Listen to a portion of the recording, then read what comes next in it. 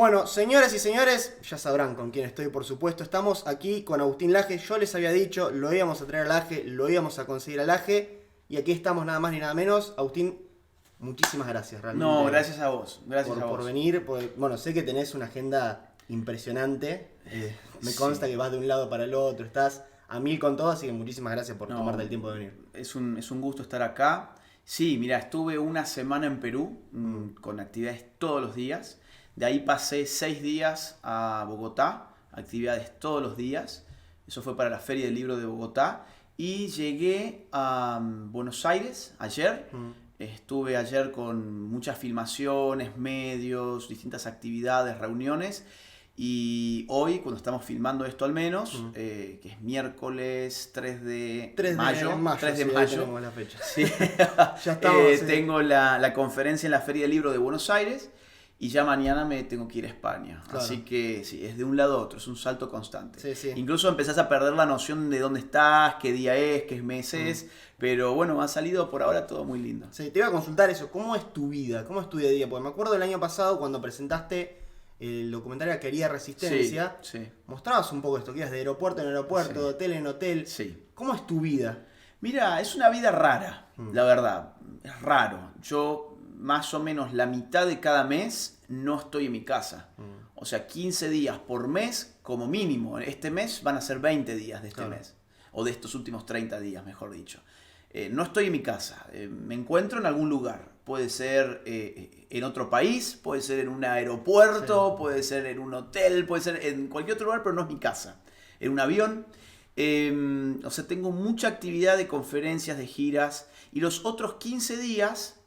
Durante 8 meses del año, durante los otros 15 días de cada uno de esos 8 meses, vivo en Navarra, en España, y me aboco ahí 100% al doctorado. Por lo tanto, son días muy distintos. Cuando yo estoy en Navarra, es un día de investigación full time, y a veces más que full time, porque, o sea, más o menos la jornada de lectura ya son 8 horas, a veces puede ser un poco más también, o sea, es una investigación muy fuerte. Y después el otro modelo de día es en la gira. Y en la gira puede ser un día donde haces prensa, donde das un curso, donde das una conferencia, donde grabas videos, donde tenés reuniones políticas o con líderes sociales, con gente que está tratando de organizar algo en algún lugar. Entonces varía mucho. Es decir, en la gira las agendas son muy amplias. Esto es una actividad de una gira, por ejemplo, ¿sí? Y en Navarra es todo lo contrario, es muy rutinario. Me voy a la biblioteca de la universidad y ahí estoy más o menos 8 horas por día, a veces un poco más también. ¿Hace cuánto estás con esta dinámica de viajes, conferencias, todo? Pues hace 1000 años. Yo te estaba contando recién, desde el adolescente más chiquito, ya te veía y ya eras Agustín Laje, o sea, Mira, estabas por todos lados. Mi primer libro salió cuando yo tenía 21 años, se tituló Los mitos setentistas. Y ese libro me llevó a andar dentro de Argentina. O sea, la gira era una cosa mucho más simplona de lo que es hoy. Era sacar un pasaje de bus, de micro, y bueno, me iba a Tucumán, o me iba a Mendoza, o me iba a Salta, me iba a Santa Fe, o aquí a Buenos Aires, yo soy de Córdoba. Claro.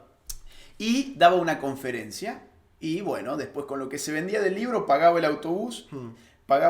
Perdón, yo a veces estoy en neutro. Estoy en neutro claro. Porque como tengo que dar charlas y notas en medios de muchos países, pagaba el micro, pagaba el bondi, el colectivo. Entonces hay veces que lo hago neutro por eso. Te queda pegado. Para que me... De hecho perdí bastante de mi acento de Córdoba. Claro. Lo perdí, o sea, a ver, vos te das cuenta. Pero en general, antes era mucho más cordobés. Y claro, lo que pasa es que tener que dar notas y conferencias afuera te va solo ajustando el lenguaje e incluso el acento. Entonces, eso empezó a los 21. O sea, los primeros viajes para poder llevar la propuesta de un libro fue a los 21. Pero internacionalmente explota con el Libro Negro de la Nueva Izquierda en el año 2016. Y cuando realmente la agenda se pone muy fuerte es en el 2017 en adelante. Y ya en el año 2018 y 2019... ya no sé, 5 o 6 meses del año me daba cuenta que ya estaba fuera de Argentina, Claro. por todo este tipo de actividad. Y de ahí en adelante ya se sostuvo, incluso se ha incrementado mucho, solo que ya no tengo tiempo para decirle sí a todo. Antes yo le decía sí a todo, ahora ya tengo que empezar a seleccionar más. Sí, sí. Y bueno, ¿cómo has visto el progreso de esa batalla cultural justamente con el libro negro? Todo lo que contabas ahí, ¿cómo has visto que ha progresado la batalla desde nuestro lado o desde el lado también de la izquierda, ¿no? Mira, yo creo que estamos en un buen momento. Mira que yo soy pesimista. O sea, yo soy un tipo que me caracterizo por mi pesimismo. A mí, por ejemplo, si vos hoy me decís, ¿y la feria del libro cómo va a salir? Y soy pesimista, en general yo soy pesimista. Claro. ¿Cómo va a andar tu próximo libro? Y soy pesimista, por naturaleza. Tiene su cosa buena y su cosa mala, que es que cuando sos pesimista después viene la cosa para bien y te Sí. gusta mucho más. Ahora, yo en este caso no soy pesimista, mirá vos, yo soy en este caso optimista, porque veo una serie de cosas importantes. Políticamente parece la cosa muy negativa porque el mapa se nos puso rojo en Sí. toda la región. Y a mí no me importa tanto la política nacional, sino la política regional. Porque en un mundo globalizado y globalista como el que vivimos, la política ya no la podés reducir al Estado-Nación. Entonces yo miro un poco más allá de Argentina siempre y veo que se ha puesto todo rojo. Pero eso me llevaría a pesimismo. Claro. Ahora, ¿por qué soy optimista? Porque veo que ahora se puede ser de derecha. O sea, Sí. cuando empezamos con esto, eso que vos decías, bueno, cuando yo te conocí hace años, bueno, en ese momento no se podía ser de derecha. No Claro. había gente de derecha. El supuesto freno a la izquierda era el centro. El freno más jugado para la izquierda era un Macri. ¿Te das Claro. cuenta? El freno más jugado para la izquierda era Iván Duque en Colombia. El freno más jugado para la izquierda era PPK en Perú. El freno más jugado contra la izquierda era Piñera en Chile. Entonces vos ahí te das cuenta, ¿y ahora qué tenés? Ahora tenés fuerzas de derecha. Ahora tenés, por ejemplo, en Argentina, un Javier Milei que te muestra, ajá, vos creías que la alternativa al kirchnerismo era el centrismo bien pensante de Juntos por el Cambio, eso es una farsa. Nosotros somos no solamente una alternativa ideológica, sino una alternativa política. Claro. ¿Esto qué significa? No solamente es que nuestras ideas son realmente la alternativa, sino que además nuestras ideas son políticamente factibles. Eso es lo que se ha visto con José Antonio Kast en Chile, eso es lo que se ha visto con Fabricio Alvarado en Costa Rica, eso es lo que se ha visto con López Aliaga en Perú, eso es lo que se ha visto con Vox en España, ese es el gran fenómeno de Trump, que ahora desde otra zona del Partido Republicano lo continúa DeSantis. Es decir, lo que está pasando en la región es que la derecha ha vuelto a existir. Y eso a mí me da mucha esperanza por otro motivo. Y es que esa derecha es eminentemente juvenil. Claro. Entonces, eso todavía mucho más, porque si vos dijeras, bueno, a ver, hay una reacción de derechas porque atrás de esa derecha tenés viejos empresarios que están poniéndola toda. Claro. Pero, perdón, o sea, acá estamos haciendo una resistencia de derecha en tu apartamento, Sí, sí. con un micrófono que lo hemos configurado para que nos tome la voz a ambos, con un aro de luz, con una webcam, y este video va a ser visto por miles de personas. Claro. Entonces vos fíjate que lo que tiene esta nueva derecha, por eso a mí me gusta hablar de nueva derecha, es que es joven, es una derecha que se siente en una gran cruzada política y cultural en este momento, es una derecha que sabe que tiene mucho futuro político y es una derecha que empieza a calar hondo culturalmente, y ese es un punto más que es muy importante tener en cuenta. Javier Milei en Argentina ha establecido la agenda de la discusión política. Hoy lo que se discute en política son elementos del discurso impuestos por Javier. Sí. La dolarización, por ejemplo, el problema del gasto público, el problema del déficit fiscal, el problema de los impuestos, no son elementos discursivos de Juntos por el Cambio. Juntos por el Cambio se convirtió en una fuerza reactiva a alguien que define esa agenda, que es Javier Milei. Lo mismo pasa en Estados Unidos con Donald Trump. Donald Trump es el que va imponiendo los discursos de agenda y eso se llama poder cultural. Entonces, eso es súper interesante porque significa que nosotros empezamos a dominar la discusión. Te pongo un ejemplo netamente cultural. Yo vengo de Bogotá, te dije, yo estuve allá en la Feria del Libro. Sí.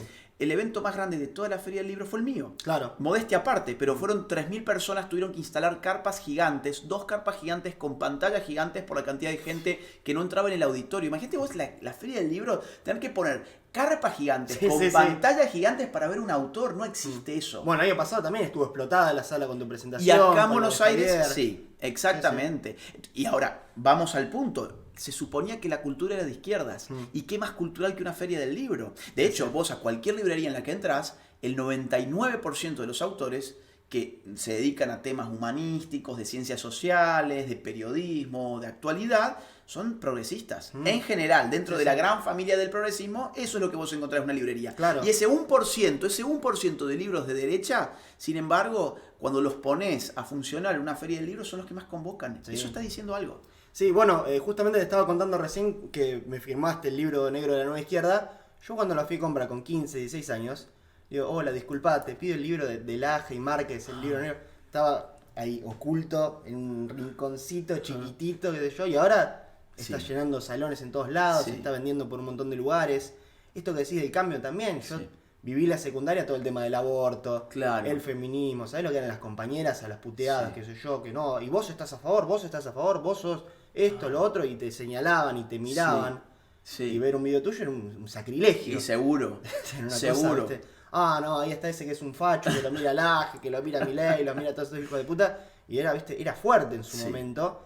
Y hoy en día, como vos decís, podés hablar, decirlo abiertamente y hasta se ridiculiza el hablar con la el ser extremadamente feminista. Como que se corrió tanto el arco, fueron corriendo el arco a la derecha, que hasta se está ridiculizando lo que en su momento era lo mainstream y lo que había que ser.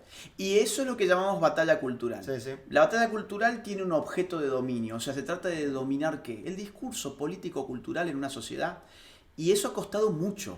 Y Argentina es un caso particular, porque Argentina en los últimos 20 años tuvimos 16 años de kirchnerismo, o sea, de izquierda populista. Y hemos tenido 4 años de centrismo bien pensante, o sea, el macrismo. Con lo cual son 20 años de intoxicación político-cultural. Argentina está dañada culturalmente. Cuando se dice, aquí el problema a resolver es la economía, yo lo comprendo como un problema de corto plazo.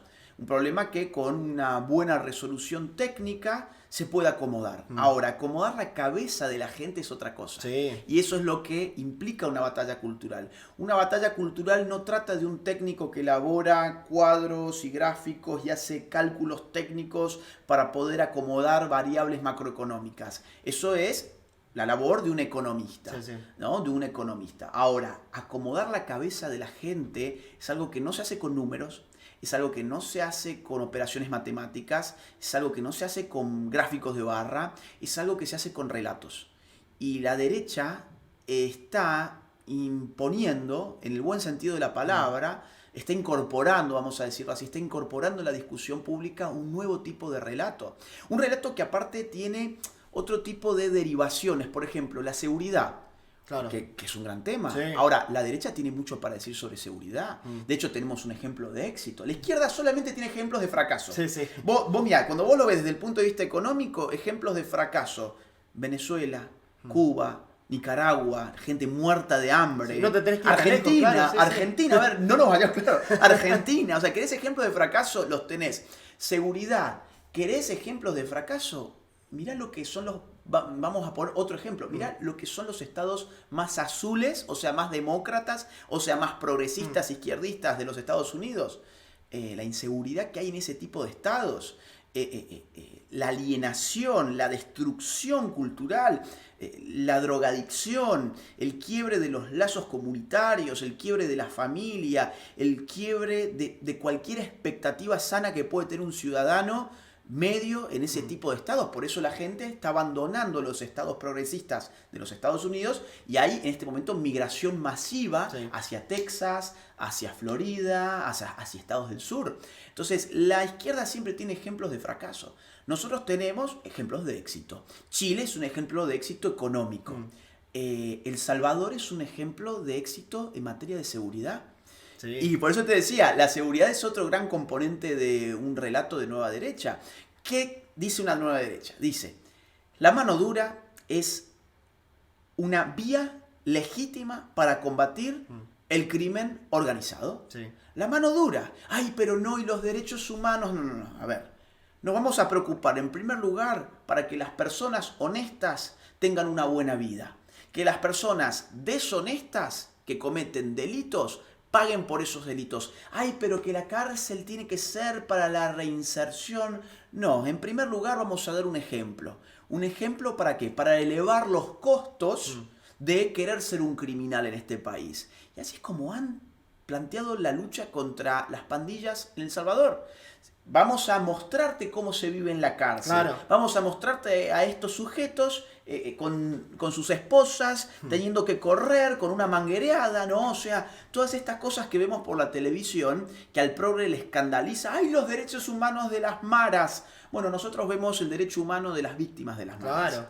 Entonces, cuando vos ves, por ejemplo, El Salvador, Bukele, que ha reducido, El Salvador la tasa de homicidio estaba en 68 puntos. ¿Qué significa eso? Significa 68 asesinatos por cada 100.000 habitantes. El promedio mundial, o sea, si promediamos todos los estados en términos de tasa de homicidios, estaba en 6,2. Claro. Imagínate 10 veces vos, más. 10 veces más. Sí. Era el país más inseguro del mundo y en muy poquito tiempo Bukele lo redujo a un solo dígito. Bukele te puede gustar más o menos en determinados asuntos. Ahora, en temas de seguridad es incuestionable que el tipo ha traído paz social. ¿Y cómo ha traído paz social? Con la fuerza.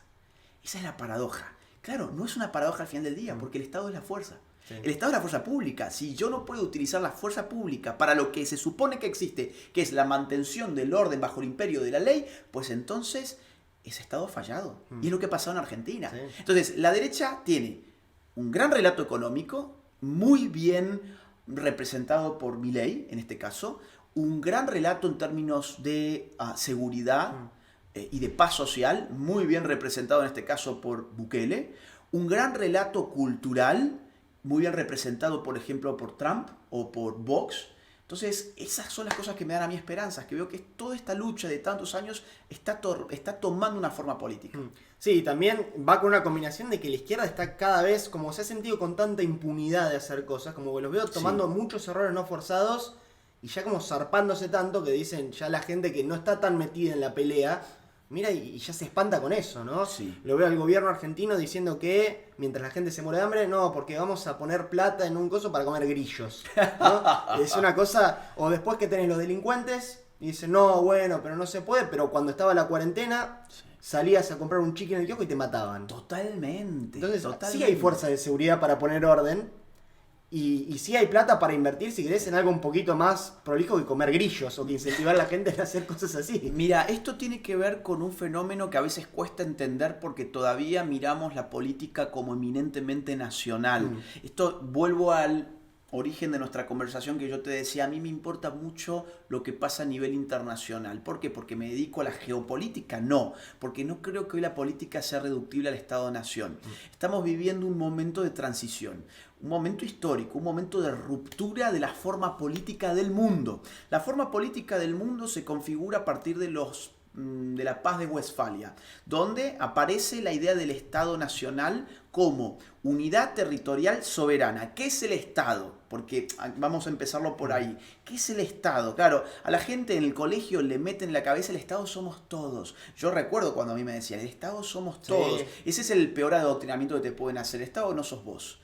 ¿Sí? Si vos fueses el Estado, entonces ¿para qué fijás una constitución? Empezó el taladro, pero bueno, nosotros vamos a seguir con el diálogo, ¿no? Sí, nos ponen a la izquierda. No, pero o sea, zurdo del taladro. Ustedes van a escuchar igual, simplemente aguanten un poquito el sonido. No sé cuánto durará, calculo que unos minutos. Pero... Ahí va.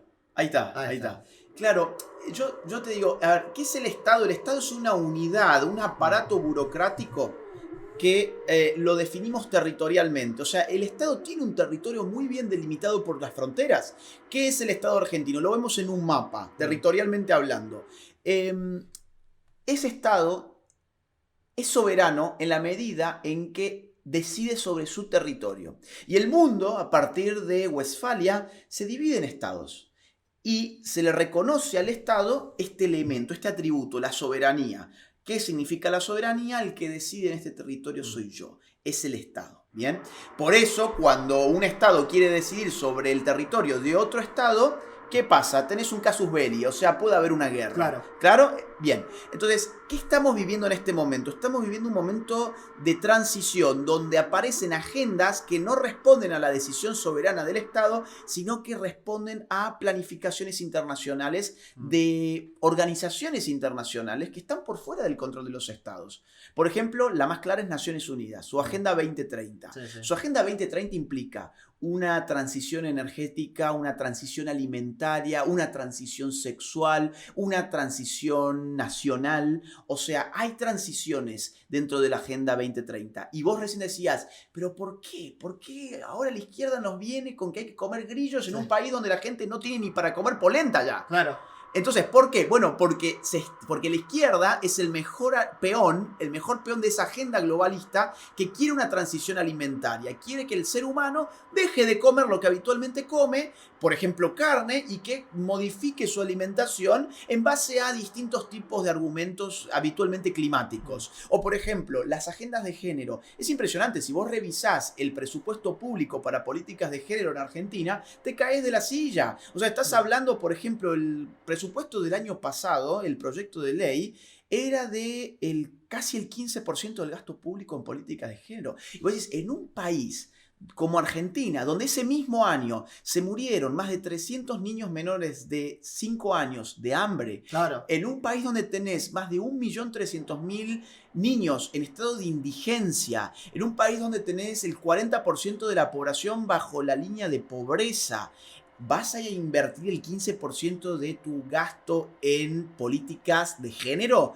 Porque el trans, y después vas a ver el censo, que el trans es una porción hiperminúscula. Sí. Hiperminúscula, yo no sé cuánto era, creo que 30.000, 40.000, sí, algo más. Ínfimo el número. Claro. Ínfimo. Y después tenés poniendo, claro, ahí hay mucha corrupción en el nombre del género, sí. Pero ahí aparte es el cumplimiento de una agenda que no tiene que ver con tu nación. ¿Tu nación qué necesita hoy? Necesita impulsar la actividad económica privada, necesita aliviar el peso de los trabajadores, necesita una reforma laboral, necesita una reducción del gasto público, necesita inversión extranjera, necesitamos ese tipo de cosas. Y ahora cuando vas a ver vos en qué anda la izquierda, anda que tenés que comer grillos, que tenés que cortarte los genitales, sí, sí. Que las hormonas, que el cambio de género, que el lenguaje inclusivo, que el antiespecismo. Entonces están alienados de lo que está pasando. ¿Por qué? Porque responden agendas que no son en este caso argentinas. Claro. Bueno, justamente la izquierda que siempre habla de que no, porque ustedes, los que son unos cipayos, unos vendepatrias, son los primeros, los que más pegados están a la agendita internacional. Total. Que le bajan de todos lados del mundo, ¿no? Totalmente. Por eso es que hoy la idea del antiimperialismo es una idea que pasa mucho más por la derecha que por la izquierda. Sí. O la idea del anticolonialismo. Estas son agendas imperiales y son agendas coloniales también. La idea de colonizar la cultura de una nación es la idea, por ejemplo, de la Agenda 2030 o de todos estos foros internacionales donde no conocemos a los decisores. O, por ejemplo, las decisiones de la Corte Interamericana de los Derechos Humanos que se imponen a contrapelo del sentir nacional de nuestros pueblos. Es totalmente colonialista, es neocolonialista. Ahora, ahí la derecha se convierte en una fuerza de rebeldía, que es lo que está pasando ahora. Por eso tantos jóvenes, mira, yo veía ayer encuestas de Javier Milei y fue una cosa que me alegró muchísimo. Sí, arrasa en la juventud. Arrasa en la juventud. O sea, le ha sacado el lugar, no solamente a la izquierda, le ha sacado el lugar también a los kirchneristas. Y el voto joven, hasta tal punto era el núcleo del kirchnerismo, que no te olvides que el kirchnerismo habilitó el voto a los 16 años porque querían ganarse esa masa que sabían que era suya. Y hoy esa masa es para Javier Milei. Entonces, es muy interesante lo que está pasando políticamente y eso, otra vez lo digo, me da mucha esperanza. Obviamente, una esperanza quizás no al corto plazo, pero el mediano plazo seguro. Sí. Bueno, cortamos un segundo por el taladro acá, enviado personalmente por la ONU para esta charla. Por Soros, claro. Por Soros. El taladro de Soros. Mira, ahí arrancó de vuelta. Nos está monitoreando. Y te iba a preguntar justamente por este tema de la Agenda 2030 y todo, que yo me acuerdo cuando hablabas, cuando lo decías, un montón de cosas que la gente decía, no, pero este pibe es un conspiranoico, sí. Es un loco. Imagino que habrá sido difícil en su momento defenderlo y decir, pero miren, está pasando esto, va a pasar esto. Y después son cosas que van pasando. Me acuerdo cuando hablabas de los trans edad, sí. Las infancias trans, cosas que ahora se hacen, que están queriendo mutilar chicos de 5 años. Cosas completamente delirantes. Que hoy en día hay como una suerte de reivindicación hoy en día de las cosas que decías vos en su momento, 2017, 2018, que muchos decían, no, está loco. Bueno, mismo lo que pasó con la pandemia, uno nunca hubiese imaginado que iba a terminar en una cuestión tan de control total de la población. Y fueron pasando esas cosas. ¿Hay algo más que haya en el horizonte de esta gente? ¿Qué es lo que tienen planeado? Sí. Que vos vayas viendo que se va gestando. A ver, acá confluyen muchos tipos de intereses. Vamos a poner un ejemplo, porque hay muchos ejemplos para poner. Vamos a poner uno de los que vos dijiste, el tema de los niños trans, por ejemplo. Y vos decís, a ver, ¿y cuáles son los intereses? Deja al pobre niño en paz, el niño que se cree una niña, es un problema suyo. Bueno, eso es una versión un poco simplista y superficial del asunto. No, hay muchos intereses. Por ejemplo, hay intereses económicos.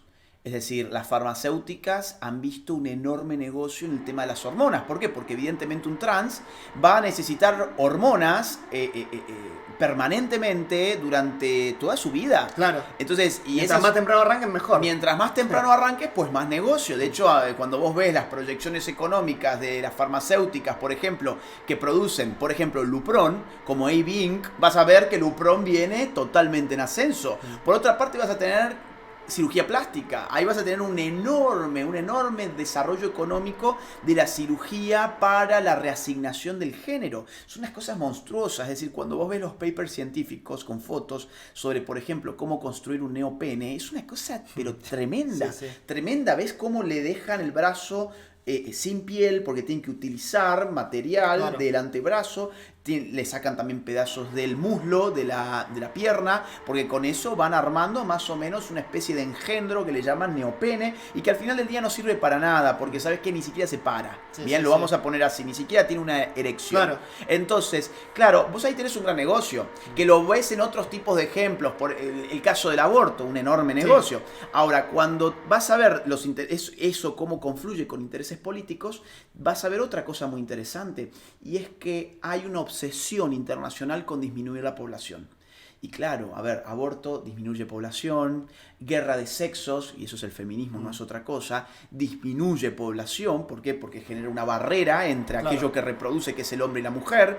Este tema del impulso de las agendas LGBT, vos fíjate, la agenda LGBT representa cualquier tipo de orientación sexual, pero todas esas orientaciones sexuales y autopercepciones son, por definición, estériles. Claro. Son antirreproductivas. Cualquiera de LGTBIQA+,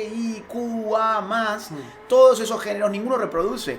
Entonces, claro, esto era lo que a mí me decían, es teoría de la conspiración, este tipo. Bueno, a ver, revisá cómo ha crecido el transgenerismo en niños en los últimos 10 años y vas a ver que ha aumentado 4000%. Entonces, ¿cómo es? ¿Se nace trans? No, se fabrica el trans. Al niño trans se lo fabrica, culturalmente se lo fabrica. Hay una fábrica en este momento de niños trans. Y esos niños trans, evidentemente, no van a reproducir jamás. Ahora, vos me decís, ¿y por qué tanta obsesión con reducir la población? ¿La población es grande o es pequeña de acuerdo al tipo de sistema tecnoproductivo que se tenga? Por ejemplo, Malthus. Malthus decía... miren, el mundo no va a soportar más de 1.000 millones de personas. Ese es el límite. Hoy tenemos casi 9.000 millones de personas y el mundo no ha explotado. Sí. ¿Por qué? Porque Malthus no vio venir la revolución industrial. Y la revolución industrial cambió el modo de producción, y con ese nuevo modo de producción el mundo pudo multiplicar los alimentos, básicamente. Entonces sí se pudo soportar un crecimiento que iba mucho más allá de lo que Malthus creía que era factible para el planeta. Ahora, entonces, aquí la pregunta es, ¿y qué modo de producción viene? ¿Qué modo de producción es el que se está esperando para el futuro próximo? Y ahí nos encontramos con otro tipo de sistema, que es un sistema sin trabajo humano. Claro. Es el sistema de la inteligencia artificial, es el sistema de la robótica, es el sistema de las industrias 4.0, es un sistema económico donde la promesa es que la máquina trabaje por nosotros. ¿Y quiénes somos nosotros? Y quizás nosotros seamos ahora muchos. Quizás ahora que no necesitamos mano de obra, necesitamos ser menos. Y quizás ahora que necesitemos, para que toda esa gente no se levante en revolución, darles un salario básico universal. ¿Por qué te pensás que los metacapitalistas hoy son los primeros socialistas? Porque no son tontos. Se dan cuenta que esa transición del modo de producción va a dejar a tanta gente fuera del mercado que con esa gente tenés que hacer muchas cosas. En primer lugar, darle un salario para que no se levante. Claro. Para que no se levante. En primer lugar, ¿para qué es el salario básico universal? Para que esa gente no se ponga de pie. ¿sí? Ya sabemos qué es lo que genera el subsidio. Genera un aplastamiento del individuo. Sí, es una dependencia total de lo que son. Exacto, es una dependencia total, es una reducción a la minoría de edad, es decir, es tu papá dándote para el kiosco. Sí. ¿Te das cuenta? Es una reducción a la minoría de edad, es un aplastamiento político y moral sobre el individuo, y eso es lo que están buscando ahora. En segundo lugar, necesito que toda esa gente no tenga lazos sociales reales, que estén atomizados, que en vez de relacionarse con personas, se relacionen con gatos y perros, que en vez de tener una familia vivan solos y alienados, que en lugar de tener amigos de verdad, piensen que los números de las redes sociales son sus amigos, que estén solos, aislados, que se creen que son policías de los demás. Eso es lo que pasó durante la pandemia, lo que vos decías recién. Y necesito, en tercer lugar, que esa gente que recibe un subsidio permanente de por vida, ¿sí? Que esa gente que no tiene lazos sociales reales, en segundo lugar, que en tercer lugar estén estupidizados. Mucha droga, muy poca educación, mucho falso divertimento, ¿sí? Mucha estupidez, mucha desinformación, mucha superficialidad. Entonces tengo un perfecto zombie. Y en cuarto lugar, y ahí viene el punto, que esa persona no se reproduzca. Esa es la agenda. Claro. Esa es la agenda, que esa persona no se reproduzca. Claro, vos me decís, mucha gente, vos no, yo sé que, pero mucha gente puede decir, Sí. esto es una teoría de la conspiración. Miren, tómalo como quieras. Como vos dijiste recién, yo dije muchas cosas desde el 2015, y me dijeron de todo, y hoy ya no me puedes decir de todo. Sí. Yo en el 2015 dije que había una agenda pedófila, por ejemplo. Sí, está transicionando eso. Están blanqueándolo. En Pero algunos lugares claro, de Estados Unidos ya están medio blanqueados. Totalmente blanqueado, totalmente blanqueado. El otro día, en marzo, salió un comunicado de una importante organización internacional de jueces donde llamaban explícitamente a descriminalizar las relaciones sexuales en base a la edad. O sea, ¿qué te estaban diciendo? Te estaban diciendo, miren, hay un tabú, hay muchos tabú en el mundo del sexo, y la edad es uno de esos tabú que la criminalizamos, se están refiriendo cuando un adulto está con un niño. Sí, lo quieren dejar con una orientación sexual más. Eso es. Entonces, pero jueces de una organización internacional, ya no el militante de AMLA, ¿sí? No, jueces importantísimos de una organización internacional muy importante te están diciendo, miren, tenemos que descriminalizar este hecho que no lo puedo describir ni mencionar demasiado porque ya sabemos lo que pasa. Nos emboca. Sí. Pero ya imagínate el resto. O por ejemplo, con el tema del aborto. ¿Qué había dicho yo en su momento? Que el aborto siempre precisa de una extensión de los plazos. Claro, acá te decían en el 2018, miren, es aborto hasta las 12 semanas nada más. ¿Por qué? Porque a partir de la semana número 12 ahí sí hay una vida humana, antes no. Ahora, 2 años más tarde, en el 2020, el proyecto de ley fue por 14 semanas. Claro. ¿Cómo es? ¿En 2 años cambiaste de opinión? Antes había puesto 12 y ahora antes pone era 14. vida a las 12 y ahora a las 14. Y ahora 14. No, claro. Y cuando ves, por ejemplo, Colombia, tenés que durante la pandemia te lo extendieron al aborto desde la Corte Constitucional a 24 semanas. Claro. Los mismos que decían, no, son 12, ahora dicen son 24, o sea, 6 meses. Y la van pateando. Y la van pateando, y después tenés, por ejemplo, la Corte Interamericana de los Derechos Humanos en un caso contra El Salvador, en el cual resuelve la Corte Interamericana que El Salvador debe disminuir, y todos los países bajo la OEA deben disminuir las penas por infanticidio. O sea, porque el caso era de una mujer que había matado a su bebé ya nacido, recién nacido, lo tiró en un pozo negro. Y el bebé se ahogó en la mierda. Sí. Eso fue lo que pasó con el bebé. Entonces, esta mujer fue presa, tuvo además una pena muy elevada, y después murió en la cárcel. No sé por qué enfermedad murió. Entonces, las feministas llevaron el caso a la corte diciendo que había sido presa por abortar. Pero claro, El Salvador mostró que ya había nacido, pero aún así la corte falla contra El Salvador diciendo usted como pena debe disminuir las penas contra el infanticidio. O sea, sí, fue un infanticidio, no fue un aborto, fue un infanticidio. Pero quiero que me disminuyan las penas. ¿Por qué? Porque, bueno, no está tan mal matar a tu hijo después de todo. Pobre la mujer, está oprimida, quiere matar a su hijo porque está oprimida. Esto es terrible. Estamos yendo a eso. Sí, le están dando una impunidad absoluta. Que bueno, también esa vuelta llega a un punto que harta a la gente. Y que ya llega un punto que no puedes controlar tanto a la gente porque se van a empezar a rebelar y decir, bueno, basta, hay una resistencia, como vos decís, que dice, no, pará. Sí. Se terminó esto. Porque aparte no son los temas de la agenda del pueblo. Es decir, te voy a poner un caso. Mira México. México tiene un enorme problema de desnutrición de mujeres. En México se mueren por año 3.700 mujeres. O sea, ponte ese número en la cabeza. Sí. 3.700 mujeres se mueren de hambre por año en México. 10 por día. Increíble, claro, exactamente, de hambre. Sí. O sea, esto ¿sabes cómo lo solucionás? Con comida. Sí, sí. La solución más fácil que pueda haber. ¿Sí? No, con un curso de esto, de Claro, empoderamiento. claro. Ahora, cuando yo veo, por ejemplo, en qué andan los grupos progres Sí. en México, el otro día me di con una marcha antiespecista.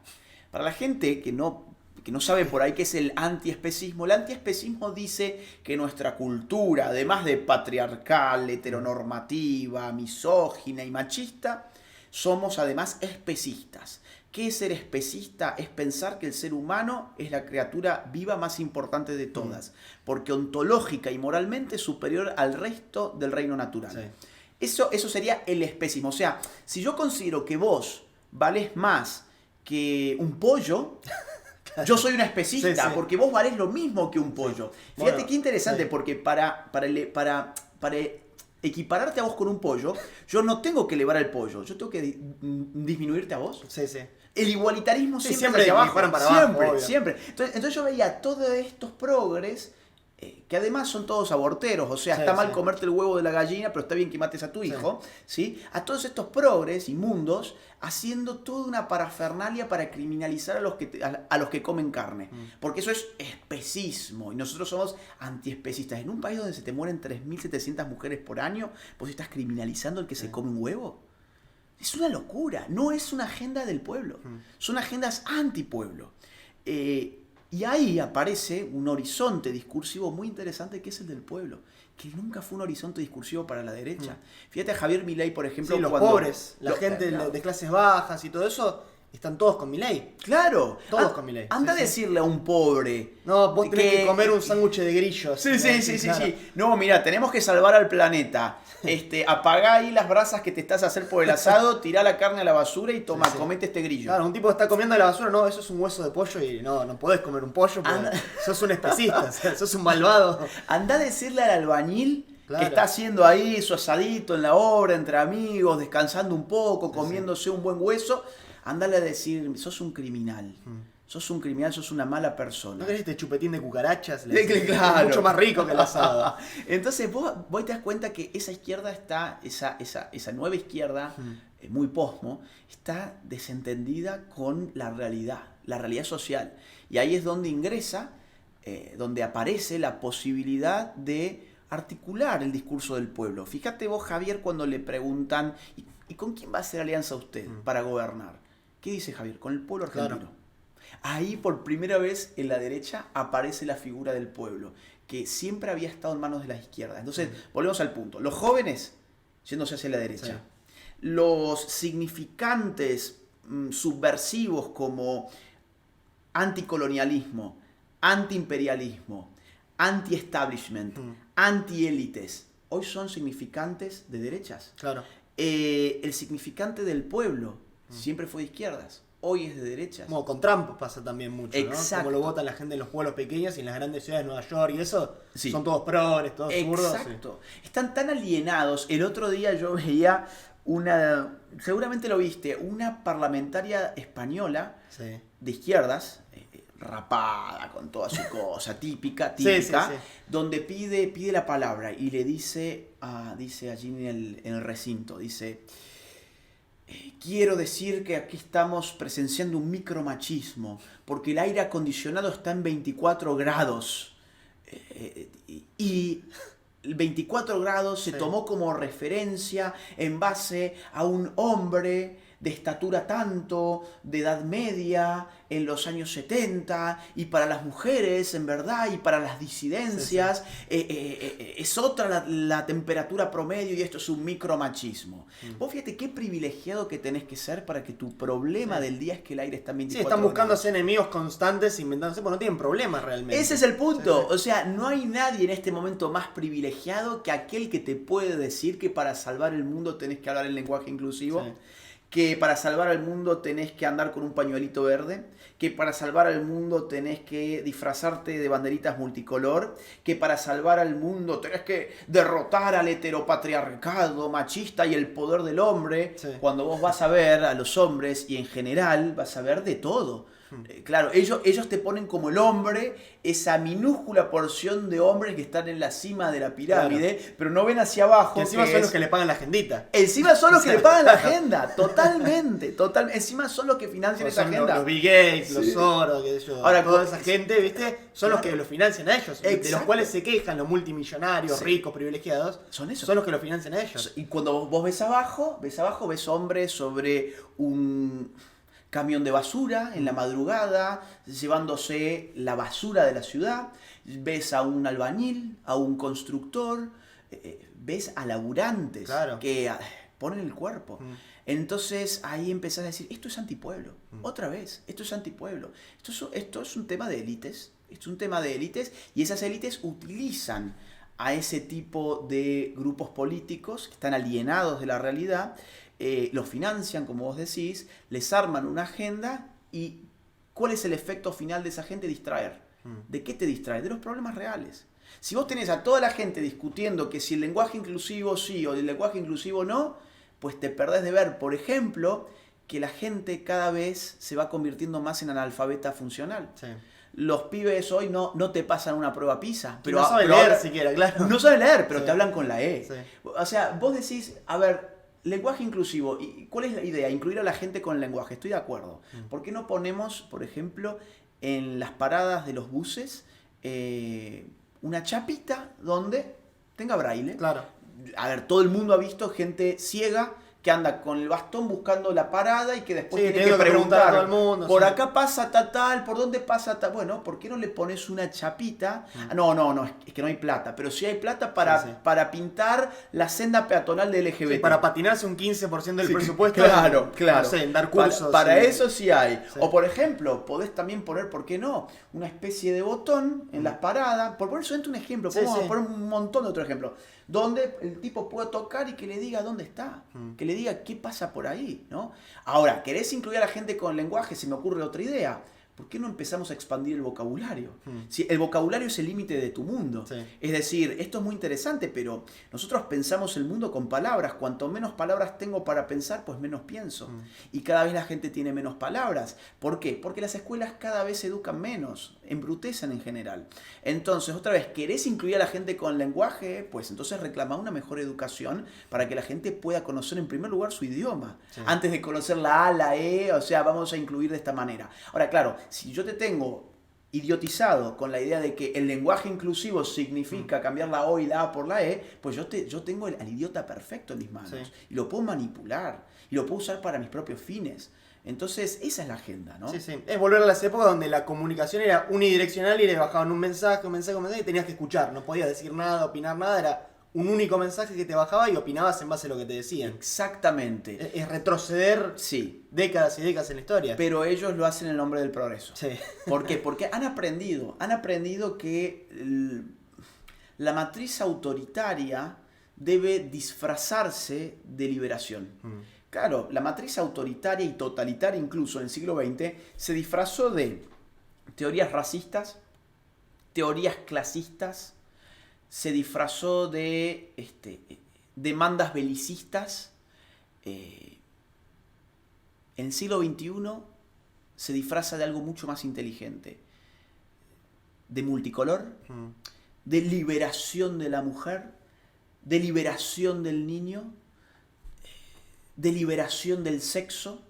O sea, la idea de la liberación está encubriendo en verdad un aparato totalitario, que es el aparato de esa agenda. Claro. Y es muy fácil confundirte, porque tiene muy buen marketing. Insisto, el marketing Sí, sí. del siglo XX, de las marchas hitlerianas, de las marchas estalinistas, del belicismo rampante, hoy no te vende. Claro. Hoy, ¿qué te vende? No sé, la marcha del orgullo gay. Sí, sí. No es que yo quiero comparar una cosa con otra, te quiero No, sí, comparar sí, se las entiende. lógicas, Sí. que son muy distintas, la lógica discursiva, pero al final del día, la banderita LGBT te quita a tu hijo en Canadá. Así como antes te quitaba a tu hijo para llevarlo a una guerra, ahora te quita a tu hijo para llevarlo a un quirófano para cortarle los genitales. Sí. O sea, ese es el paralelismo. En Canadá hay padres de familia que están perdiendo a sus hijos. Hay padres de familias que han terminado presos por oponerse a que sus hijos, niños, menores de edad, se hormonizaran. Es tremendo. Ahora, claro, cuando vos lo presentás con una banderita multicolor, Claro.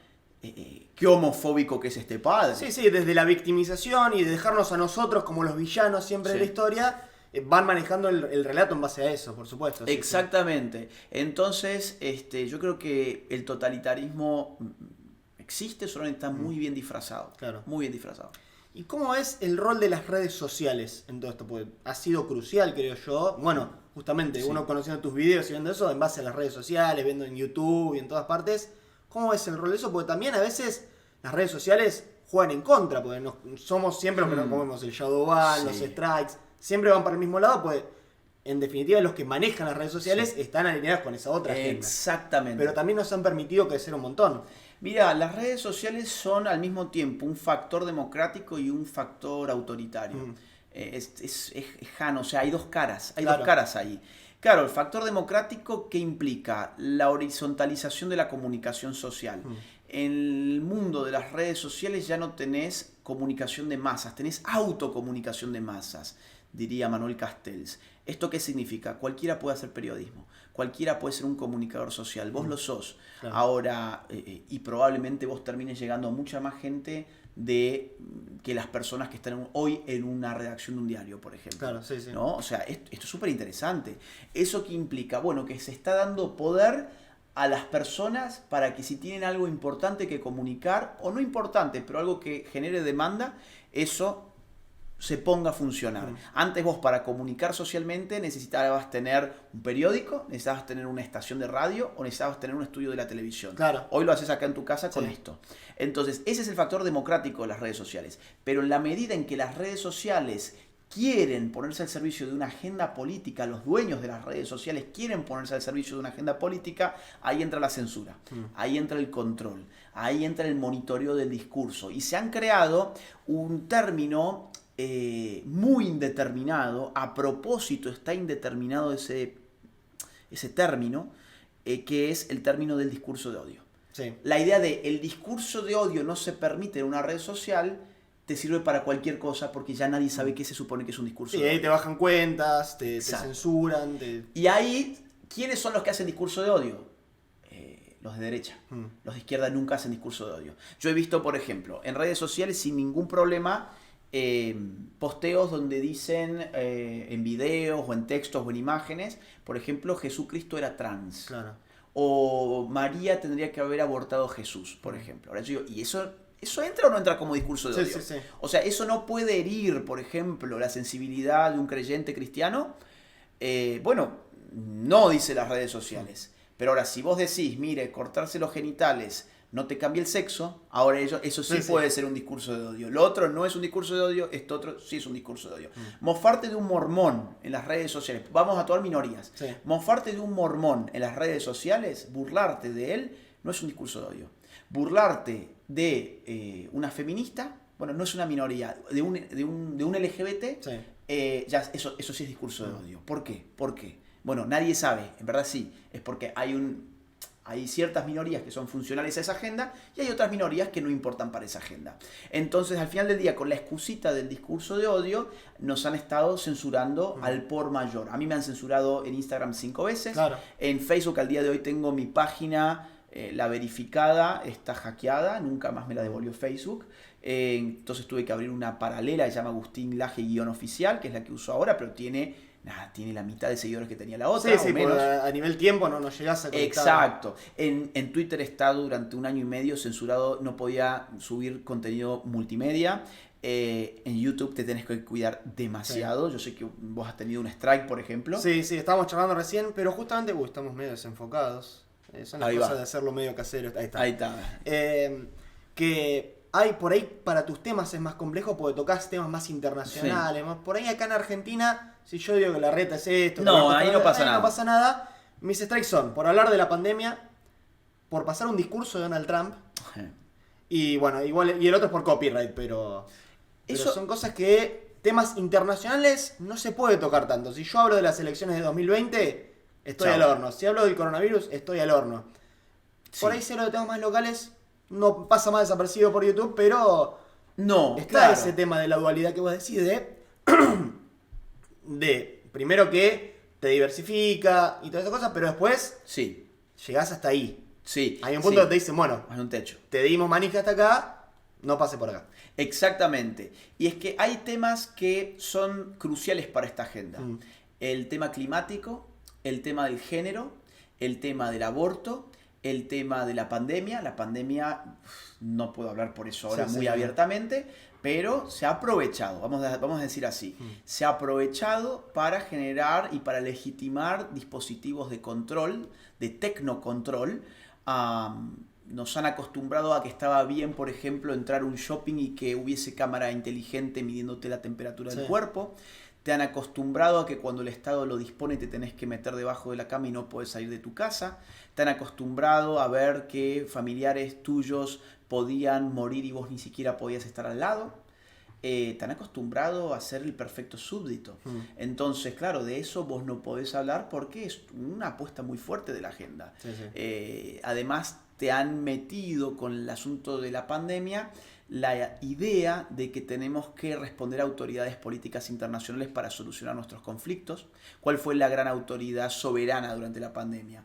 ¿El Ministerio de Salud de cada nación? No, la OMS. Claro. La OMS. Entonces están acostumbrados a muchas cosas. La pandemia fue una gran jugada de la agenda. O, de hecho, la Agenda 2030, ¿qué dice sobre la pandemia en su propia página de la ONU? Dice, hay que aprovechar este momento Claro, para aprender y tomar, para cuestiones. tomar medidas más radicales, dice. Así dice, para tomar medidas más radicales de nuestra agenda en un contexto en el que las normas sociales son más maleables. Así lo dice, con esas mismas palabras. Tremendo. Sí, Te sí. lo están diciendo en la cara. Sí, no es que una teoría tuya, está en la No, página de está en la ellos mismos, página. o sea. Está en la página Agenda Sí, sí. 2030. En su sección del COVID-19 te dice, hay que aprovechar, ese es el verbo que usa, hay que aprovechar este momento de crisis para tomar medidas radicales, ya que en el presente contexto las normas sociales son más maleables. Así lo dice. Esas son las palabras que usa. Es tremendo. Sí. Y otro tema que están manipulando, y el cual, o que es crucial para la agenda, mejor dicho, es la idea de el fraude no existe. Claro. La política es limpia, no Sí, hay sí, nada sí. raro por aquí. Usted no vaya a preguntarse por el resultado de las elecciones. Sí. Y ahí es cuando, evidentemente, pasa lo que vos me decías y no puedo extenderme más porque pongo en Sí, riesgo sí. este video. Bueno, para tenernos quedan unos últimos minutos, te quiero preguntar un poco por tu libro, que vas a Sí. estar presentando hoy, así que bueno, no sé cuándo si llego a subir esto durante la tarde, los invitamos a ir a las 7 de la tarde, Sí. Y si no, bueno, lo habrán disfrutado, pues seguramente si entraron acá, pues la habrán ido a ver. Contame un poco por la generación idiota, porque me acuerdo que vos, cuando charlamos el año pasado, me contabas del libro, porque hay dos generaciones, la generación idiota Sí. y la generación que está resistiendo, de la que un Sí. poco hablamos durante este video. Sí, exactamente. Hay dos generaciones en este momento que están chocando. La generación idiota y una generación que resiste. ¿Qué es la generación idiota? En verdad, primero que nada, es una transgeneración. Idiotas encontrás en cualquier generación. Además, hay una gran presión de nuestra cultura para amontonarnos en un estado adolescente de lo cultural, ¿sí? Esto muy sencillamente explicado, es un poco más complejo, pero lo voy a hacer bien sintético. ¿Qué significa? Hay presiones culturales para que el adulto quiera ser como el adolescente y hay presiones culturales para que el niño no pueda ser niño, sino que antes de tiempo llegue a ser también adolescente. Hay una especie de amuchamiento, hay una especie de aplanamiento entre las generaciones que las indiferencia en un estado adolescente. Claro, ¿qué significa eso? Que las características de nuestra sociedad al final reflejan el estado psicológico de la adolescencia. Falta de identidad, falta de sentido, la imposibilidad de congeniar tu libertad con tu responsabilidad, la idea de que no hay deberes sino puro derecho, cuando en verdad el derecho implica deberes, cuando en verdad la libertad implica responsabilidad, cuando en verdad no se puede vivir una vida plena sin sentido, cuando no se puede definir al yo sin identidad. Todos esos problemas están caracterizando a la sociedad y esa sociedad es adolescéntrica en ese sentido. Ahora, ¿en qué sentido es idiota?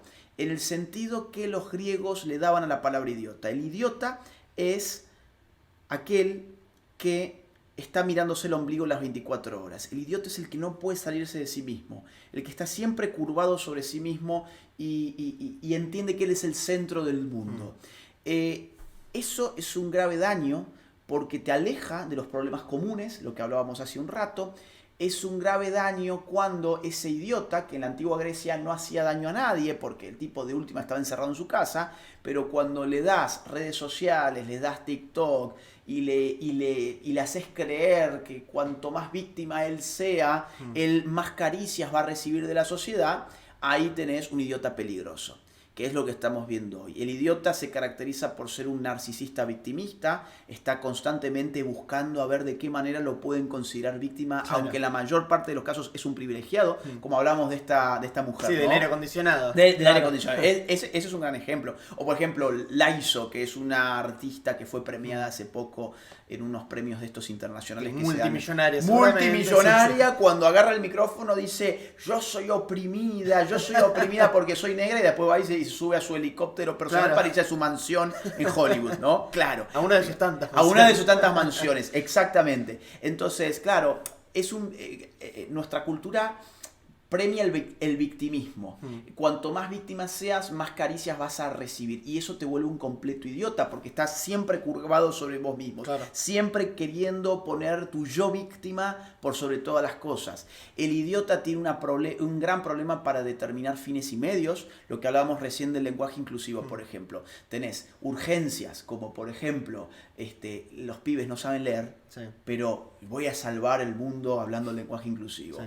O también hay un problema para determinar los fines. Se me mueren 3.700 mujeres por año de hambre, pero voy a luchar por el aborto. Decís, pero claro, tenés que ordenar tus prioridades.